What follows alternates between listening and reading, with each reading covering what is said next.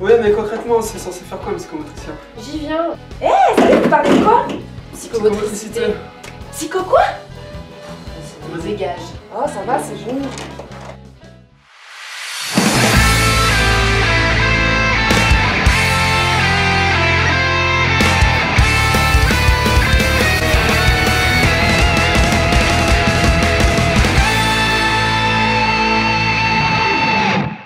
Salut tout le monde! Bienvenue dans les experts psychomotes. Alors aujourd'hui on va continuer de vous parler du métier de psychomotricien.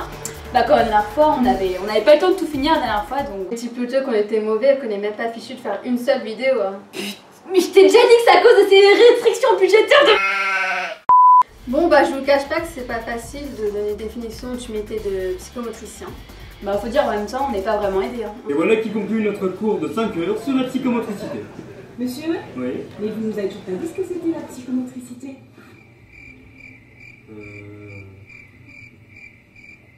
Un sac à dos? On va sûrement s'y casser les dents, mais allons-y. Ouais.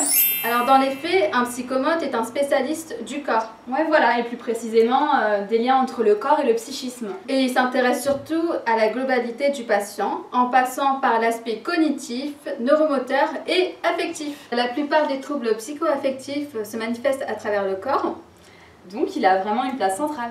Alors évidemment, le psychomotricien, il a des outils pour exercer son métier. Alors il y a son corps propre, il y a ses connaissances théoriques très complètes et la vision globale du patient. Il faut savoir que le psychomotricien utilise beaucoup les bilans psychomoteurs afin de voir les facilités et retravailler les choses qui ne vont pas chez son patient. Dans le bilan psychomoteur, du coup, on peut observer le tonus, le schéma corporel, la motricité globale, la motricité fine, le temps et l'espace par exemple. Le psychomotricien, il utilise aussi des médiations dans sa prise en soin. Alors médiations, ce sont des activités ludiques et créatives, mais elles sont toujours centrées autour du corps en fait. Toujours. Alors le métier de psychomotricien est complémentaire aux autres professions paramédicales comme psychologue, ergothérapeute, kiné et plein d'autres. Oui, donc c'est pour ça qu'on travaille en équipe pluridisciplinaire. Et là, je sais ce que vous allez dire. Ouais, mais tant de professionnels autour d'un même patient qui font à peu près la même chose, ça doit être chaud, non? Eh bien, en fait... Arrêtez de voler.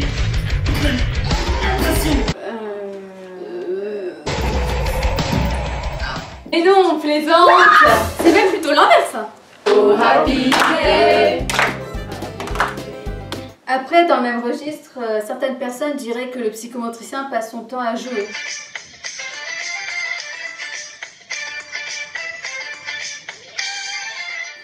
Mais c'est faux. Coupez. On va la refaire celle-là. Essaye d'y croire vraiment, ok? Mais c'est faux. Ah, beaucoup mieux. Du coup, on prend en compte les émotions et les envies du patient, d'où l'importance particulière du jeu, surtout avec les enfants. On va pas le faire faire des activités qu'il n'a pas envie de faire non plus, enfin, c'est pas logique. Heureusement, le psychomote sait s'adapter et peut faire travailler ce qu'il veut. Et il se trouve qu'en jouant, les enfants travaillent plein de choses importantes pour leur développement. Car retenez-le, on ne peut pas ne pas faire de psychomotricité. Bon, maintenant on va faire de l'écriture. Non, moi je veux pas ça, je veux jouer aux cartes. Ok, bah dans ces cas-là, on va jouer Uno, mais c'est toi qui distribues.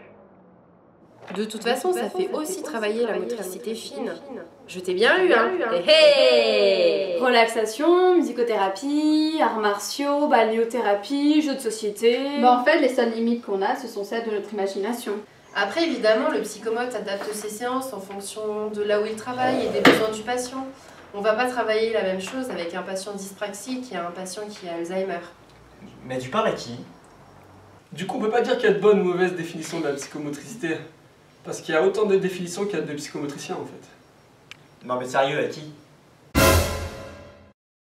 Merci beaucoup d'avoir regardé ce deuxième épisode et merci de votre soutien suite au premier. Ça fait vraiment plaisir.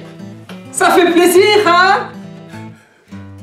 Et rappelez-vous, n'hésitez pas à liker la vidéo, à vous abonner et à mettre un commentaire aussi pour qu'on sache que vous en pensez. Partagez aussi. Ah oui, et partagez aussi, allez-y, partagez la vidéo, c'est super important. Merci.